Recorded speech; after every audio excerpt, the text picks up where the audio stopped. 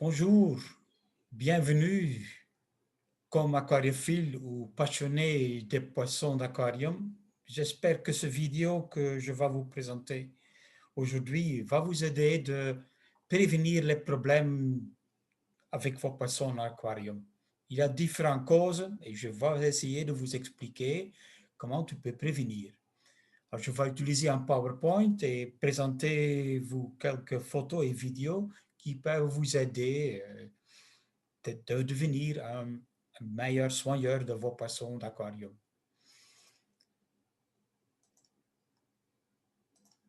Alors, la prévention des maladies chez nos poissons, avec mon profession comme docteur de poissons, fish doctor dans le monde, je retrouve beaucoup d'origines de problèmes qui sont différents, mais qui sont souvent très communs chez beaucoup d'aquariophiles.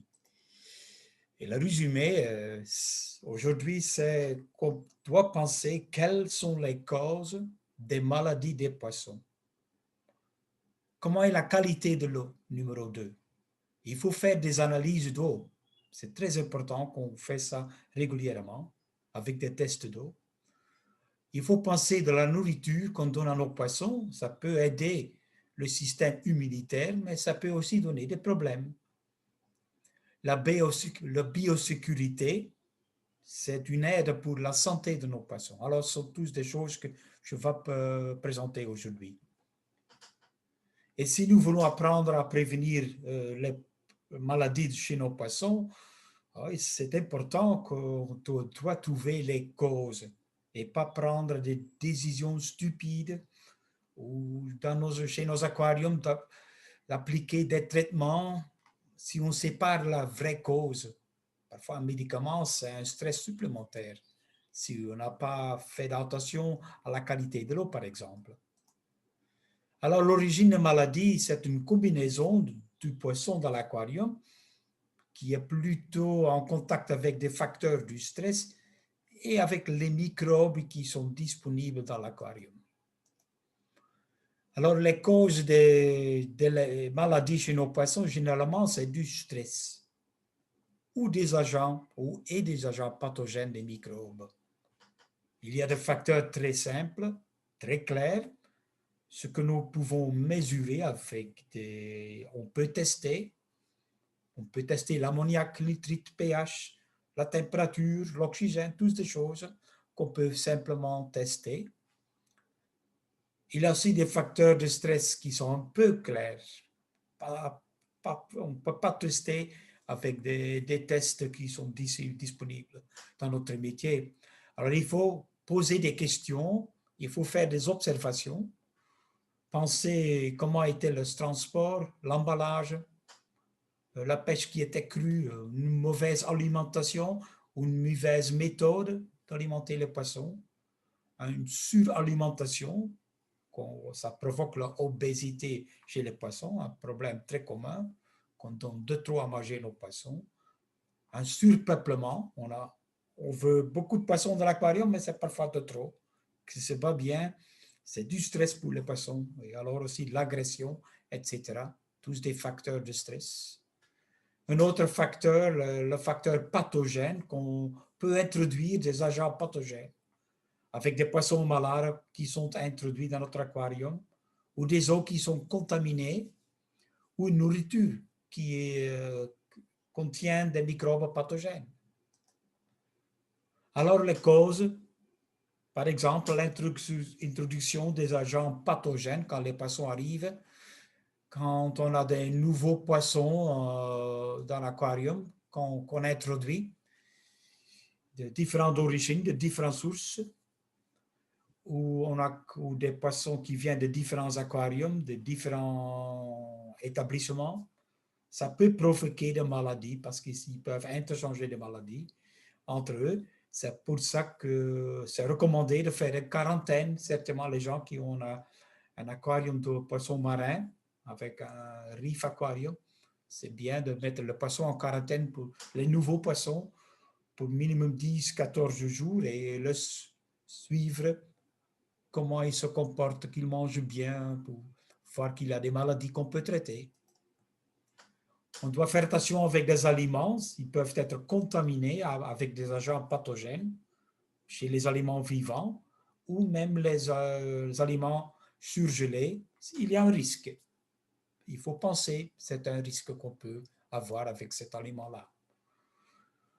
Laisser les poissons morts dans l'aquarium. Alors, il faut les retirer. Ou les poissons mourants parce qu'ils peuvent distribuer leur maladie sur leurs compartenaires, leurs amis dans l'aquarium. Alors, il faut éviter que les poissons restent trop longtemps dans l'aquarium. On doit faire attention avec des eaux contaminées, des eaux de la nature, des rivières qu'on introduit dans l'aquarium. Il faut faire attention, ça peut introduire des maladies. Alors, si on ne fait pas attention, il y a un manque de biosécurité. Alors, la biosécurité, c'est quelque chose de très important. Et les causes des maladies, ça a un effet. Et cet effet, c'est que principalement le stress et les pathogènes, comme j'ai expliqué, ça donne un risque que les poissons deviennent épuisés et le dysfonctionnement du système immunitaire qui affaiblit les poissons et les expose à un risque d'élevé d'infection et de maladie. Alors ça se passe avec les poissons, avec tout le stress que le système immunitaire ne fonctionne pas bien. Par exemple, ici, un simple problème des filtres qui sont trop sales, c'est une cause très courante. Ici, c'est la poubelle. Ici, il y a trop sale ce filtre-là. C'est pas bien nettoyé. Ça, on doit faire ça régulièrement. Ça dépend du volume de poisson, le genre de poisson, mais quelques fois par an, parfois chaque mois, il faut nettoyer et éliminer ces débris-là. Ce ne sont pas des bactéries, c'est des débris. Ou parfois des gens qui ont un très grand, joli aquarium, mais avec un filtre qui est trop petit. Alors, un filtre qui est trop petit, ça peut que garder que quelques poissons dans l'aquarium. Hein, ça limite le stockage, la variété de poissons dans votre aquarium. Un petit filtre, c'est un petit stockage. Alors, un grand filtre, on peut mieux stocker l'aquarium. Pollution de l'eau, ça cause des problèmes ici avec une croissance explosive de bactéries. Certainement, quand on a des nouveaux aquariums, il faut faire attention. Une mauvaise qualité de l'eau, ça peut donner du stress et des maladies. Ici, on voit des scatos, les scatophagus. Vous voyez le comportement. Il tourne, oh, il a une maladie, non. Ici, ce qu'on a retrouvé, c'est le pH était trop bas, l'eau était trop acide, alors les poissons deviennent stressés et après, ils deviennent malades. Ça peut passer aussi avec de l'eau qui est trop dure ou trop douce, des températures qui ne sont pas correctes, un ammoniac, des nitrites, empoisonnement par le cuivre ou d'autres métaux, ou même un empoisonnement de médicaments qui sont mal appliqués. On doit tous penser, il y a des choses qui peuvent stresser les poissons et après, secondaire, donner des maladies. Et ce qui se passe souvent, que les branchies, ici dans la forme saine, qui deviennent stressés et endommagés à cause par exemple, le pH qui est trop bas ou l'eau qui était très sale, des choses qui peuvent progressivement dommager les branchies et créer une infection bactérienne. Et ça devient très pire après quelques jours déjà, et les poissons meurent à cause des branchies qui ne fonctionnent plus. Un exemple ici, quand j'étais en Indonésie, dans un hôtel à Jakarta, où le propriétaire m'appelle, voilà, mes koi, ils sont en train de mourir, il y a une maladie, aidez-moi, donnez-moi un médicament, comment je traite mes poissons. J'ai dit, ok, il faut regarder pourquoi les poissons sont si faibles, comment ils sont à la surface. Il y a une maladie, alors laissez voir quel est l'environnement où ils vivent dedans. Alors, on a retrouvé que les koi, après quelques heures, sont très contents. Il y a aussi les visiteurs, parce qu'on a récupéré la pompe. Il y a manque d'oxygène. Alors maintenant, les koi ont assez d'oxygène parce que c'était la pompe qui était le problème, qui était sale, qui ne fonctionne plus. Alors le stress était éliminé. Alors il n'y a plus de problème. Ce n'était pas une maladie. Autre chose, la température. Une température élevée provoque un manque d'oxygène dissous. Alors, des températures très hautes, 28, 32 degrés, vous voyez, il y a moins d'oxygène en solution dissous. Et les températures plus bas, il y a plus d'oxygène dissous. Ça veut dire dans nos eaux tropicaux, dans la plupart de nos aquariums, les poissons ont un risque de manquer d'oxygène. Alors, il faut aider avec la filtration, le mouvement d'eau, qu'il y a assez d'oxygène en solution. Et en même temps, le manque d'oxygène, ce n'est pas seulement un stress pour les poissons, mais aussi un stress pour les bactéries de nos biofiltres. Car ces bactéries, ils ont besoin de beaucoup d'oxygène pour remplir leur fonction dénitrifiante. C'est pourquoi l'ammoniac pose souvent des problèmes avec des eaux trop chaudes dans l'été, chez les étangs, dans les étés, avec les températures 30 degrés, parce que les bactéries, ils ont des problèmes, un stress qui manque l'oxygène. Une autre chose avec des températures très élevées, 28, 30 degrés, il y a un risque de maladie parce qu'il y a la croissance des bactéries se passe très très vite dans des eaux très chaudes.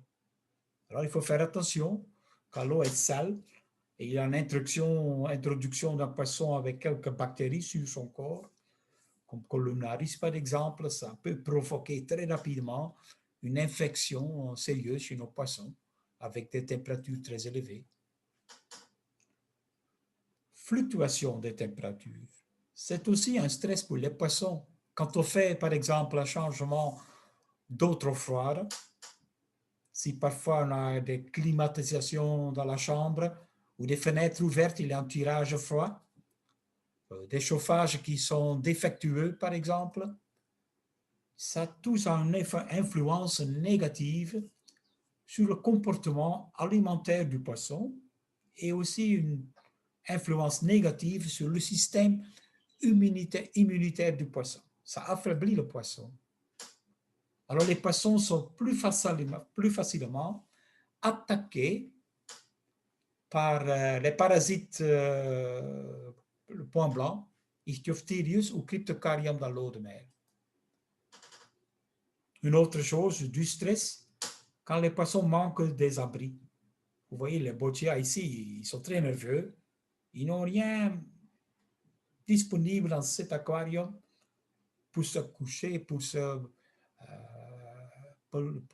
cacher du stress de l'environnement. Alors vous voyez ici, il y a un tube ici dedans de PVC, une éponge, et ce que ces deux choses-là, c'est déjà du anti-stress. Alors il faut toujours penser dans votre aquarium d'installer des abris, des refuges, en dépendant de votre espèce que vous voulez garder dans votre aquarium. Parce que les poissons beaucoup de poissons aiment avoir des refuges de anti-stress dans l'aquarium. Agressivité. Une autre cause du stress et de maladie. Vous voyez ici les plécos qui cherchent des alimentations, la nourriture. Il manque la nourriture parce que tous les poissons perroquets rouges, ils vont manger la nourriture.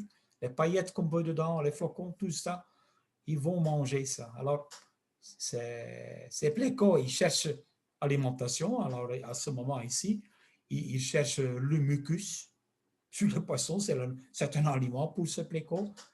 Et parce qu'ils ne reçoivent pas assez à manger, alors ils vont essayer d'attaquer les poissons. C'est la nourriture pour eux.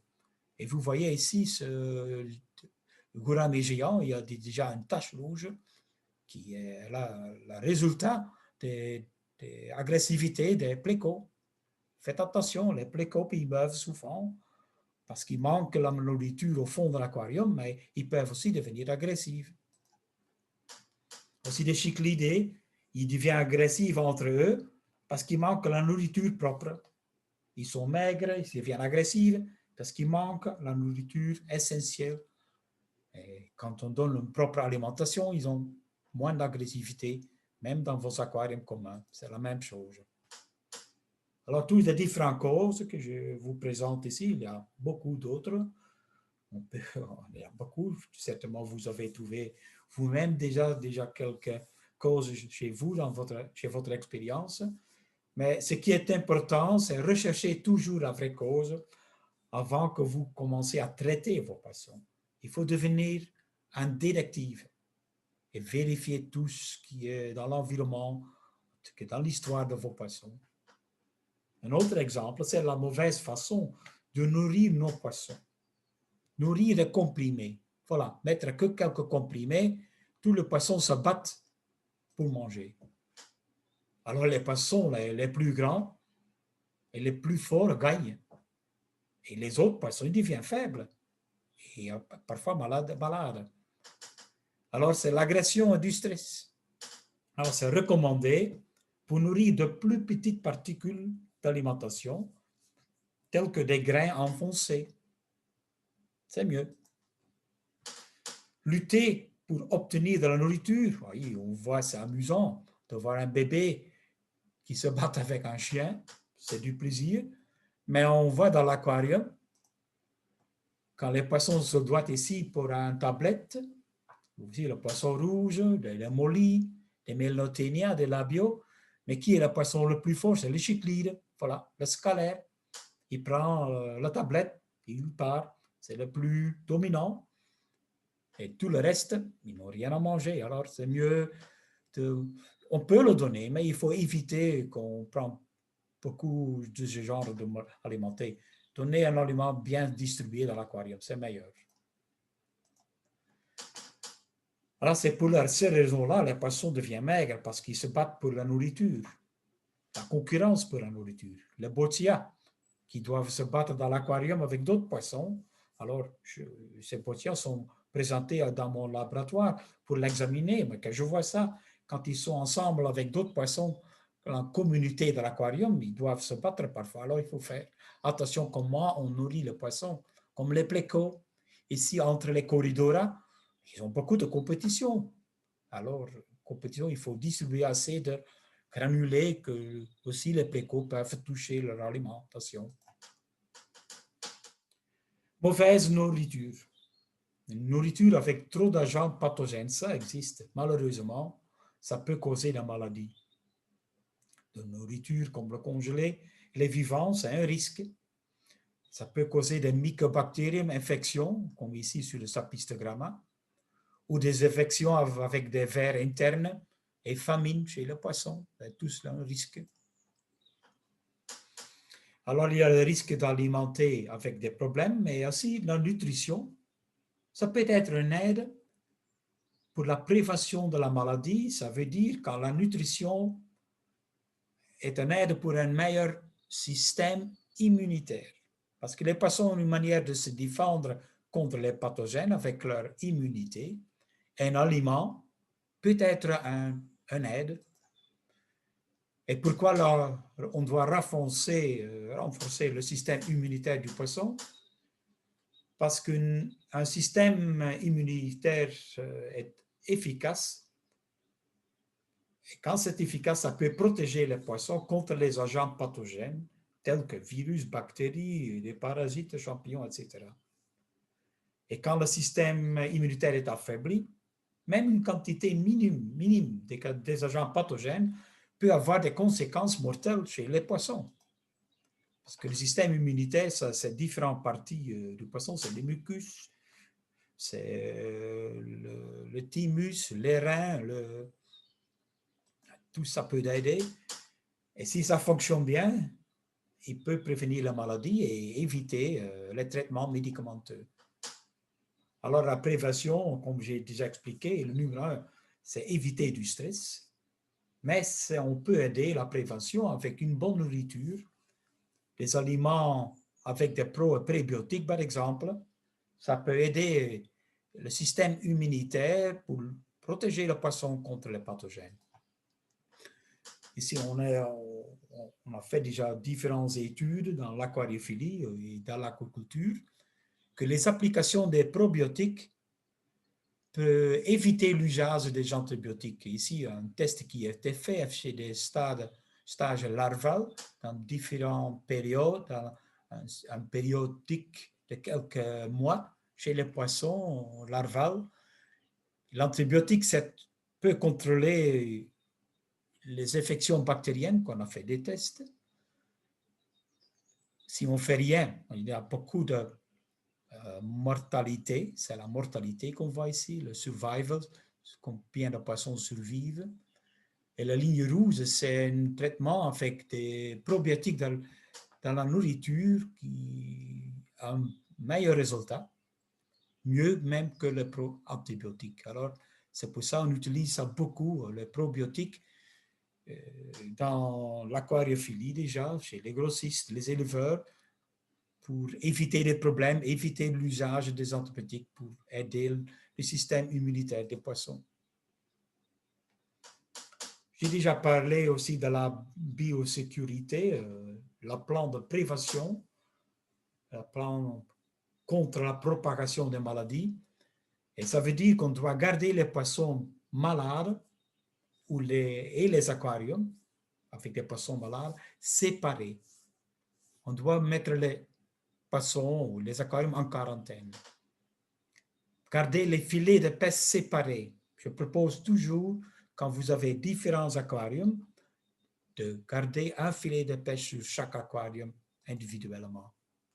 Si vous avez des poissons malades ou des aquariums avec des maladies dedans, désinfectez vos mains et vos objets pour éviter de distribuer ces maladies à d'autres espèces. Si vous avez une batterie avec une filtration centrale, utilisez une désinfection avec de l'ultraviolet ou le UV. Il y a des livres publiés par l'Office sur la biosécurité dans notre industrie. Voilà, filet de pêche. Parfois, on voit ça dans des magasins d'aquariophilie. Ici, 2, 3 filets de pêche pour une dizaine d'aquariums. Ah, c'est un grand risque. Risque numéro 1 pour la propagation des maladies. Ici, la même chose. Un filet de pêche pour 3 aquaria, non. C'est un grand risque qu'on va distribuer une maladie de ces poissons vers les 2 autres aquariums.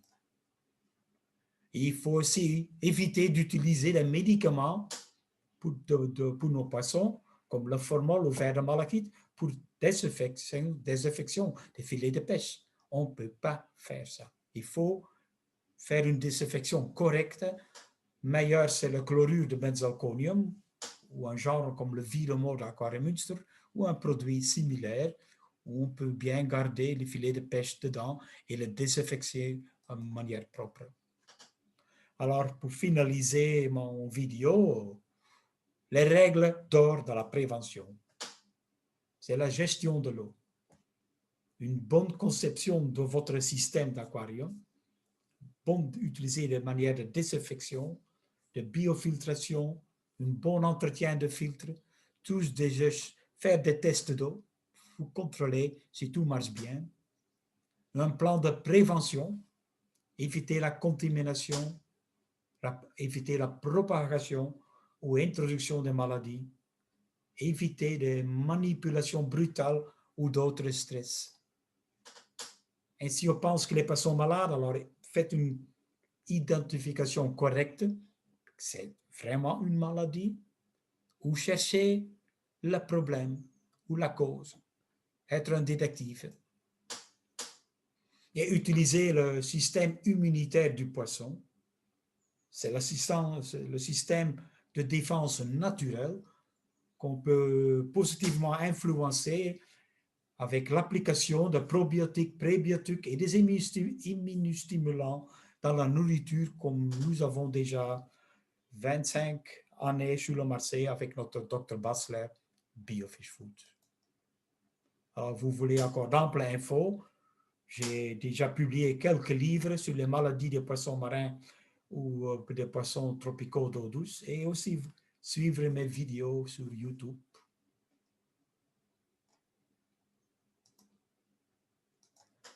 Alors, j'espère que cette présentation aidera vous un peu plus mieux de prévenir les problèmes, de trouver les causes des maladies de vos poissons. Alors, je vous souhaite bon succès et gardez votre hobby avec les meilleures solutions. C'est vous, comme aquariophile, qui doit prendre la décision propre.